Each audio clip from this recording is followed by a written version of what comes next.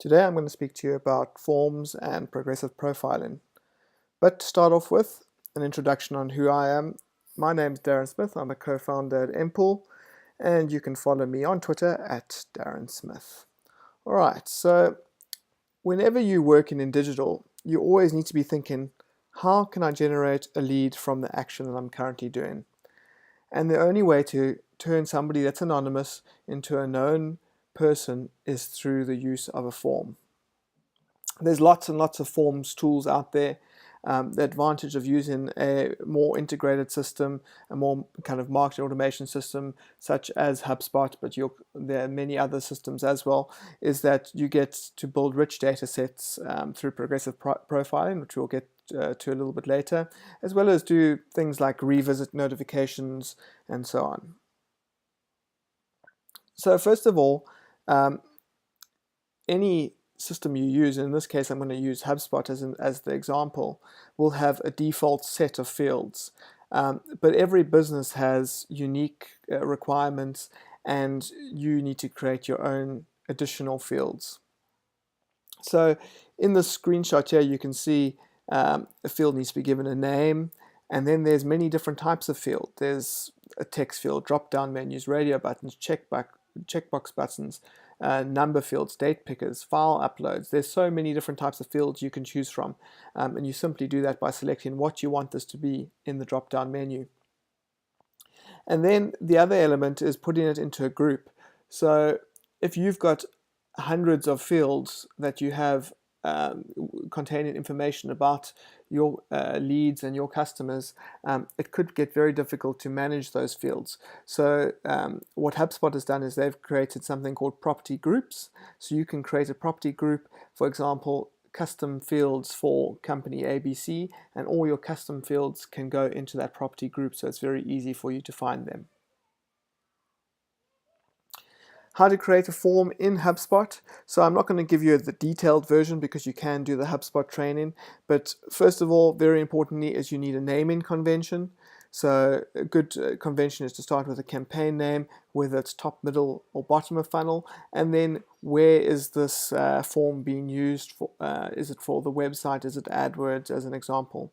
Then you simply drag and drop the fields from the big selection of fields on the left over to the right, and then once you've done that, you've got several settings for every single field. So you just hit the edit button next to the field, and you can set whether the field must be mandatory, whether it should be a hidden field, so that the end user can't see it. You can change the label, so the field might be for first name, but you just want to say full name as an example. Placeholder text, so that's text that is already in the text box, but as soon as somebody clicks into the text box, it disappears.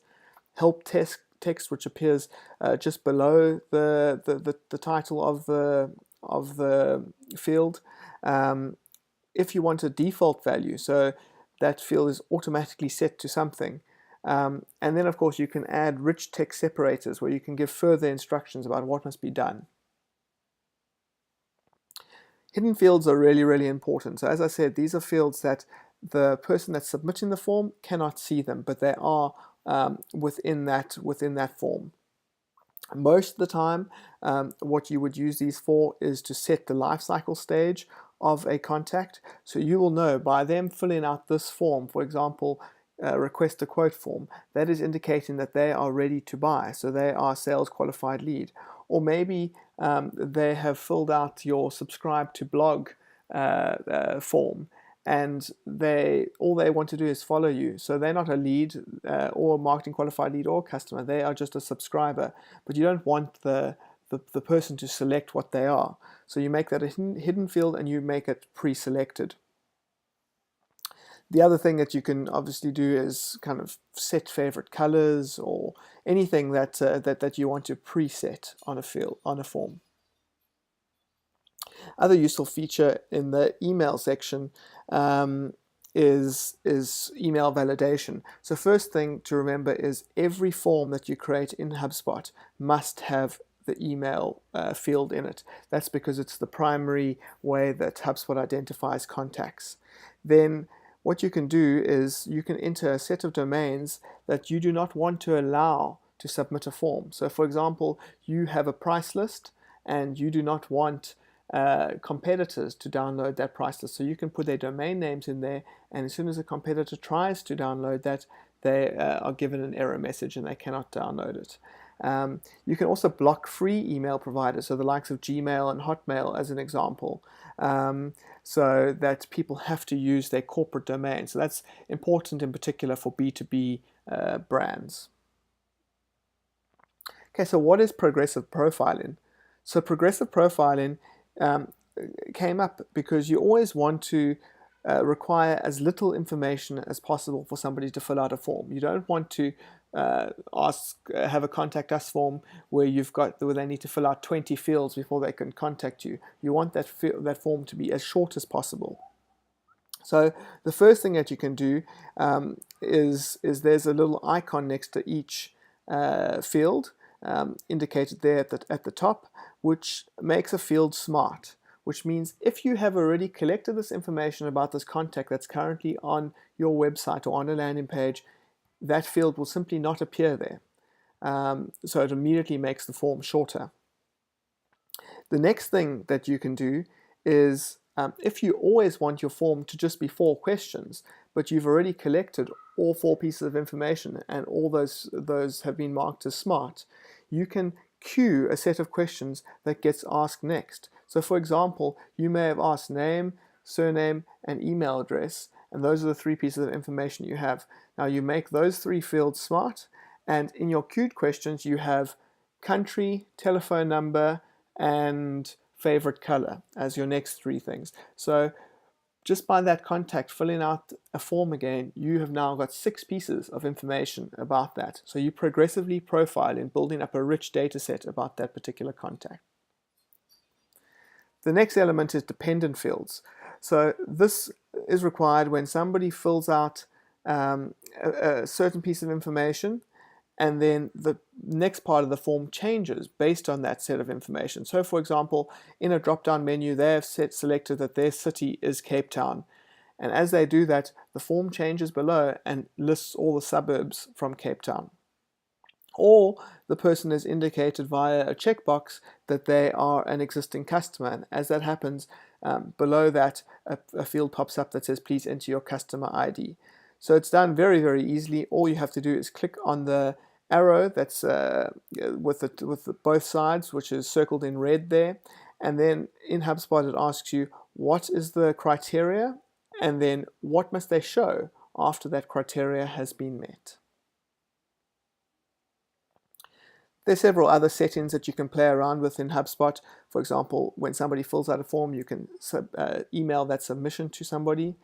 The other element is around where must this form go once it's been submitted. Now this is particularly important for if the form is being embedded somewhere, so on your website as an example. So when someone clicks this form, must they go to a thank you page?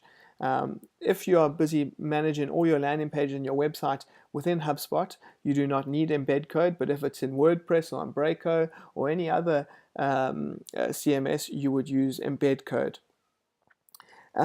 The other time you would use it is if as soon as somebody clicks on submit, on that submit button at the bottom of the form, and you wanted to immediately go and start downloading the PDF as an example where they submit in their details to get an ebook, you would put the URL of that ebook or PDF in the redirect field. A very important setting is disable cookie tracking. So because HubSpot's trying to progressively profile and build a rich data set about you, they drop a cookie on the submitter's laptop or telephone when they fill out a form. And every time somebody comes back, it identifies the cookie and then builds that rich data set about that contact. But now if you have a shared device, that's going to, every time someone comes and fills out a form, it's going to overwrite the next person's details. So if you are using a HubSpot form at a trade show, for example, to capture people's details, you'll want to disable cookie tracking, which means that every single time someone submits that form, it creates a new record, a new contact. Right, so to place a form, if you're within HubSpot, you simply use the user interface to select the form you want and where you want it. If you on any other CMS, you go to the embed code option, you copy that JavaScript, and you send it to the developer. The developer then puts that code onto your website or onto your landing page, and it renders the form. After that, you can make as many changes as you want to that form with never having to contact that developer again. To get information from the form, you simply go to View Submissions, and you can look at each submission. You also have the option to export to Excel. Now, a rule of thumb is to always trigger workflows off form submissions rather than off landing page submissions. The reason being is you can build a single form, for example, a form for all AdWord submissions, and then you can have several landing pages for each different type of AdWord. And if you were to be triggering off the landing page, you would have to have built several workflows. If you just build triggering off the form, you build a single workflow and the same action happens. So thank you for listening to the training today. There is a task for you to complete to go and test what you've learned today.